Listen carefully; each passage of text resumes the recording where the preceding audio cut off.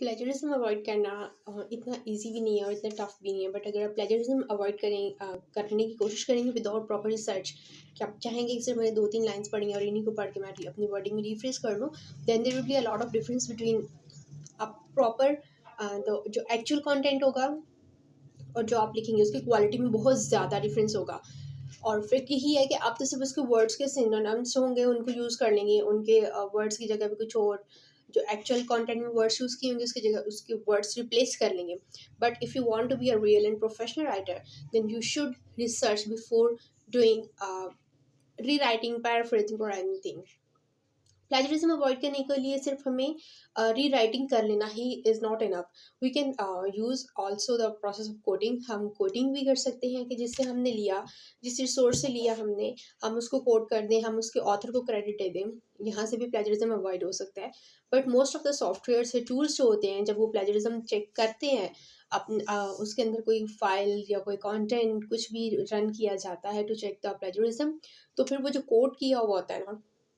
या अगर हमने ऑथर को क्रेडिट भी दिया हुआ है तो उसको भी समटाइम्स वैसे टूल्स जो होते हैं वो प्लेजरिज्म के अंदर डिटेक्ट कर लेते हैं। So it is always recommended कि कोड जो है वो बहुत कम यूज़ किया जाए, कोडिंग का जो एक प्रोसेस है, बिकॉज कोडिंग सिर्फ वहाँ पे यूज़ की जाए जिधर आप प्रॉपर डेफिनेशन देनी हो आपने, जहाँ पे कुछ ऐसी टर्म्स हों कि आप उन्हें अवॉइड नहीं कर सकते। फॉर एग्जांपल, अगर आप मेडिकल से रिलेटेड कोई कंटेंट लिख रहे हैं, सो मेडिकल की टर्मिनोलॉजीज ऐसी होती हैं या उसकी डेफिनेशंस ऐसी होती हैं कि जिनको हम रीराइट कर भी लें, अगर is, off, it, M, I, R, ये वर्ड्स हम चेंज कर सकते हैं, बस उसका जो मेन कॉन्टेंट है, जो मेन वर्डिंग है, उसको चेंज करना इज़ नॉट पॉसिबल। तो ऐसी जगहों पे आके हम डेफिनेशंस को यूज़ कर लेते हैं, या बहुत स्ट्रॉन्ग फैक्ट्स हों, बहुत शॉर्ट वर्डिंग वाले फैक्ट्स हों, वहाँ पे हम कोटिंग कर लेते हैं। But most of the time we should paraphrase. हमें पैराफ्रेज करना चाहिए, और पैराफ्रेज किस तरह से करते हैं कि हम सिर्फ एक एक दो दो लाइन को पढ़ के पैराफ्रेज करेंगे तो वो कभी भी क्वालिटी का कंटेंट नहीं बनेगा। वो बहुत डिस्ट्रैक्टफुल होगा, और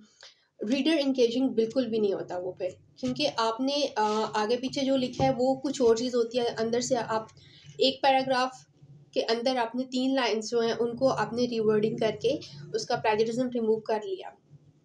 लेकिन फिर उसका कनेक्शन नहीं बनता ऊपर वाले पैराग्राफ से या नीचे वाले पैराग्राफ से, या समटाइम्स ऐसा होता है कि विद इन दैट पैराग्राफ एक सेंटेंस का दूसरे सेंटेंस से ही कनेक्शन बिल्डअप नहीं होता। So that is why never try to remove the plagiarism by just rephrasing or rewriting 1 or 2 sentences. Instead, read out the whole passage and then search for it on other sources also. उसको थोड़ी सी और research out कर ले, आपके पास ऐसे wording आ जाएगी अच्छी सी, कहीं और भी ऐसी बात ही हुई होगी लेकिन उसने कुछ और वर्डिंग यूज़ की होगी, आप वो वर्डिंग इसके अंदर भी इनकॉर्पोरेट कर पाएंगे, so it will become more easier for you. So that's it for the plagiarism.